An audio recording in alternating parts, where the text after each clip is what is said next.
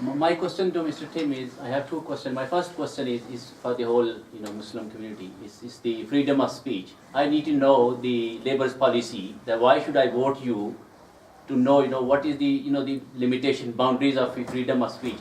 I'm talking about the incident earlier this year where David Cameron, he said he defended the republishing of those cartoons. I need to know that what steps your government is going to take, or you have taken so far, or what is your stance on that republishing these cartoons of a holy prophet. Holy prophet, I think I'm talking behalf of for whole mosque here, for whole human, I need to know what steps you are going to take. And my second question, which is like a second, is going to be, throughout this borough, all the roads are broken. Why within your new road, they're all over, there are holes everywhere. Potholes. Potholes. Right. Well, potholes, start with that. It's probably the easier one. Let's try that one first. Again, it's obviously a matter for the council more than for me. But, I mean, as Unmesh has rightly said, the government has cut back on the amount of support that local authorities have. And one of the things that has suffered across the country is road maintenance. We're not getting the spending on road maintenance that's needed. I was stopped by somebody this morning complaining about Higham Road. There are very widespread problems, and there's no doubt in my mind that we should be investing more in keeping the roads at a good quality of maintenance. That is going to require the government to be able, willing to give local authorities the funding that they need to do that. On the question of freedom of speech and the republication of those terrible and very objectionable cartoons, my view is we should have freedom of speech in the UK. I think people should be free to express, including times saying things that some people find offensive. But that only works if publications are restrained.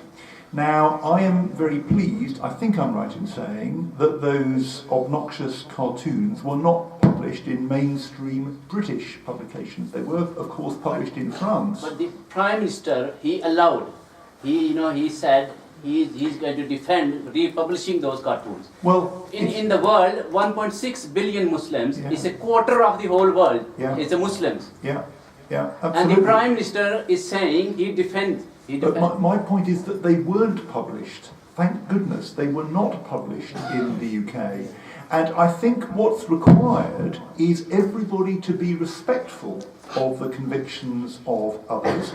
And if people can be respectful of others, then we won't run into... The problem in France was there wasn't the respect. They just published those cartoons. They realised how deeply offensive that would be to the 1.6 billion Muslims in the world, but they went ahead anyway. Thankfully, in the UK, that didn't happen. And what I hope is that in the UK we can maintain a respectful approach between the faiths.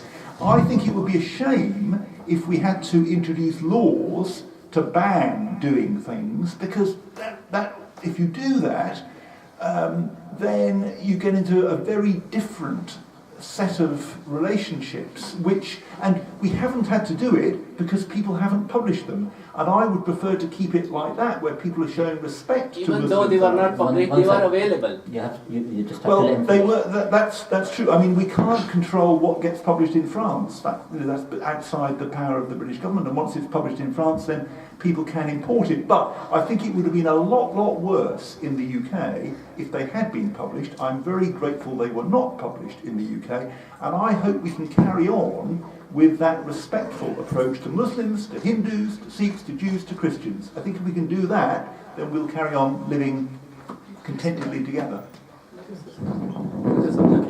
I think what we do have in the UK, and this is I mean, I'm not going to say I'm a councillor, so that, I don't have an opinion on this, but we do have a very strong framework of law, much stronger than Western Europe. Believe me, brother, I've been involved in fighting racism and fascism in East London since 1982, and before that from 1976 in this country.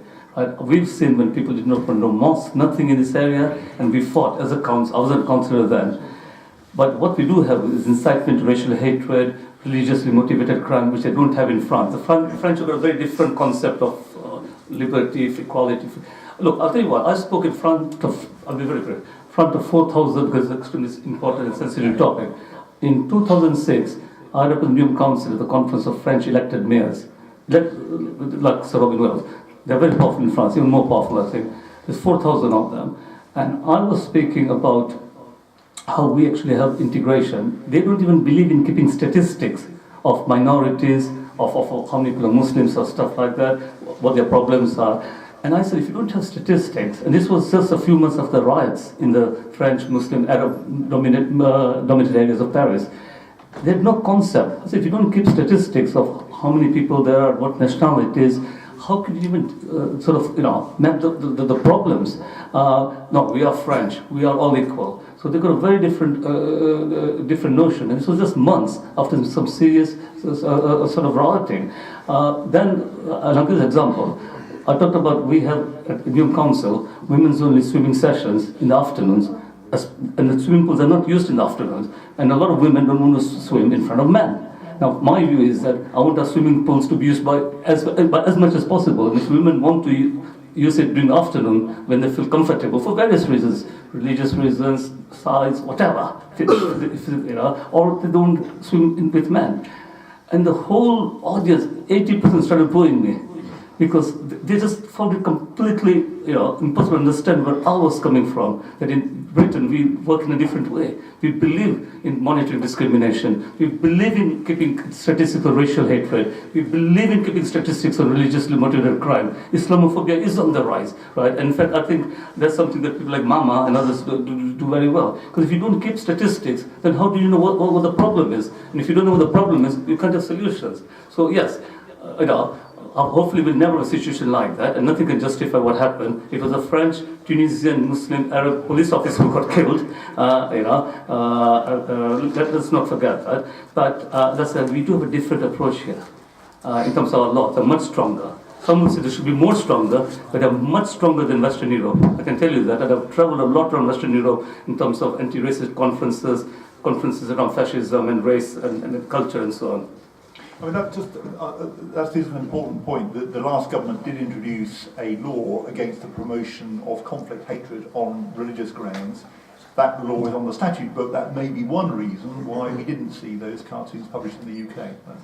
But are you, Stephen, and your party committed towards reviewing the Race and Religious Act to include hatred and issues with regards to Islamophobia?